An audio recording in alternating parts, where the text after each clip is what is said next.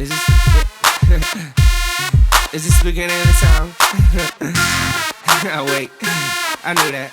I listened to a lot of DC Talk, a lot of Jesus Freak. I was probably about 16 when it came out, so it was my demographic that they hit like super hard. That was definitely one of my favorite records ever. I really liked going to the Newsboys shows, but I never really picked up their records. Loved some audio driven. I think some of these guys, they were big Petra fans back in the day. It was Switchfoot and POD, man. Yeah, Switchfoot. Switchfoot, POD. There was also a band called Fulls Endura back in the day that was more of a Nine Inch Nails type of sounding band. All Star United, man. Yeah. Striper. You know, they were super cool. That first Jaws of Clay record changed my life.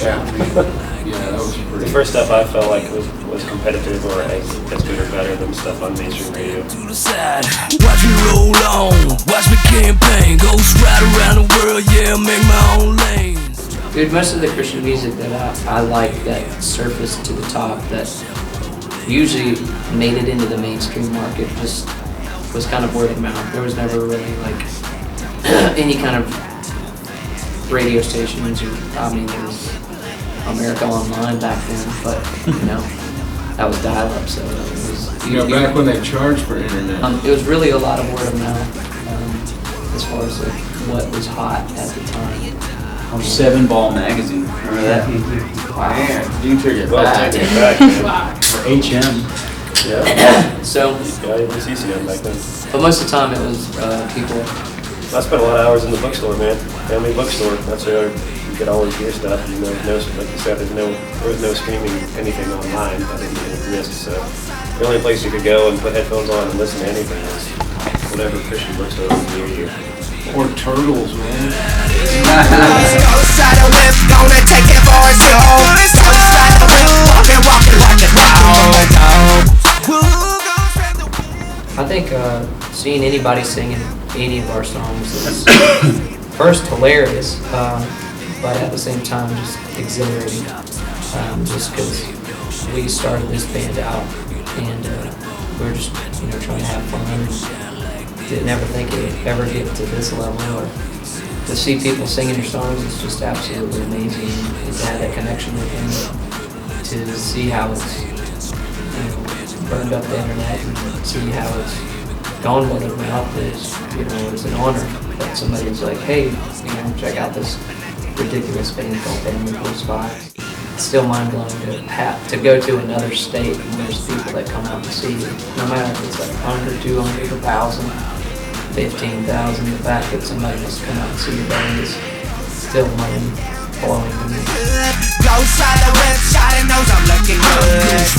I don't know, man, it's just awesome when they like get excited and talk about like how they want to play music too, or we've heard some pretty cool stories about people struggling with depression and maybe something that Family 45 a show or a song like kind of helping them find some happiness.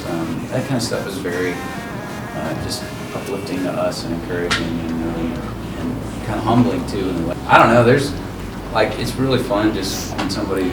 To me, it's always cool when a kid's like, dude, I started playing drums because of your band, or guitar, or bass, or whatever. Like, that's really fun for us, because it's like, we know what bands we were looking up to when we were kids, or like, just when we were younger, like, it would have meant so much if we'd gotten a chance to meet some of the guys and bands that we listened to. And now I can take guitar lessons from you. Yeah, I just taught one.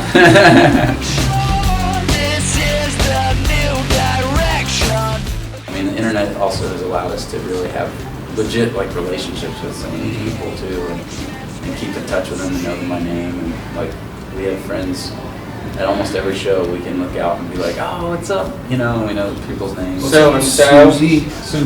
What's up? What's up at so and so? What's up? Yeah. What's his face? Yeah. We always know them by their Twitter handles. We definitely did something cool last year that I haven't got to do through the music. We were able to connect, but we got to do a couple Kickstarter videos last year, and there was one that we did for this video called Zombie. And it's one thing to make music and make a video and let people see it, but it's another thing. What we did last year was make music, make a video, but make the video with your fans. And they all got to be in the video with us, and they got to be creative. They all did their own outfits. We didn't tell them. I mean, we kind of showed them some online tutorials on how to do makeup and how to beat up your clothes and stuff. But it was really, really cool to see all these people wanting to be just as creative as we were, and wanting to, be zombies attacking their favorite band. So that was really, really fun. And I haven't seen any other bands do that yet. So that's definitely been amazing. Get bitten by their fans. Yeah. Yeah. I have seen that.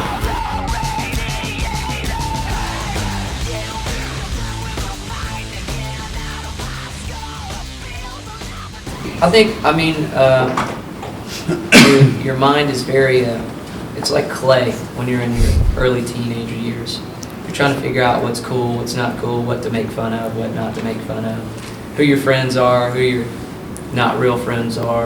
Should I experiment with this? Should I not experiment with this? So I think it's very important for positive music to influence that particular time. Early on, that's when I think all of our musical tastes really, really develop, because you're like, oh, dude, like, for the longest time, like, when I was from probably 7 to 13 or 14, like, I just listened to hip-hop all the time. That's all I was listening to. But around 14 or 15 or something like that, I just started listening to rock and roll, and it just kind of changed my life. And I was like, whoa, like, maybe I'm a weird blend of both or something. And I think that's still applicable to this band to this day. So I think a positive message around that age with aggressive music or cool music or rad or whatever, I think it's important to have that at that point in time, just so these teenagers can go like, wow, like, this is something it sounds real, it's cool, it's vibey, and they can relate to it.